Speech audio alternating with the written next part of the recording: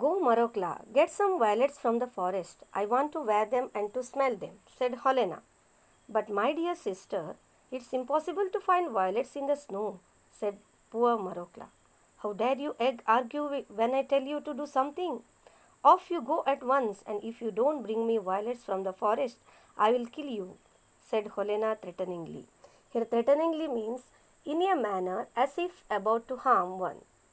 The stepmother caught hold of Marokla, turned her out of the door, and slammed it to after her.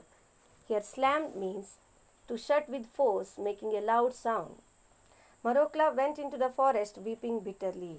The snow lay deep, and there wasn't a human footprint to be seen. Marokla wandered about for a long time, tortured by hunger and trembling with cold. That means wasn't a human footprint. Means what? No one was there. Wandering. Wandering means what? Going from one place to another place in search of something. Torture. Here, tortured means what? Suffered greatly. At last she saw a light in the distance. She went towards the glow which came from the top of a mountain. A big fire was burning there, and round the fire were 12 stones with 12 men sitting on them.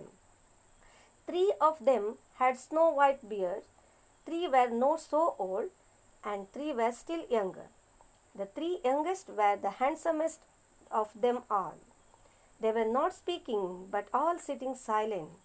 These 12 men were the 12 months. Great January sat highest of all. His hair and beard were as white as snow. Here comparison is there. That means he was oldest. And in his hand he held a club.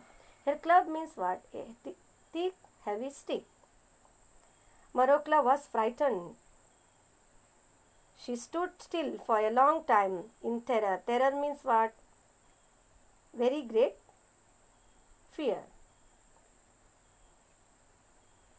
But growing bolder, she went up to them and said, "Please, kind sirs, let me warm my hands at your fire."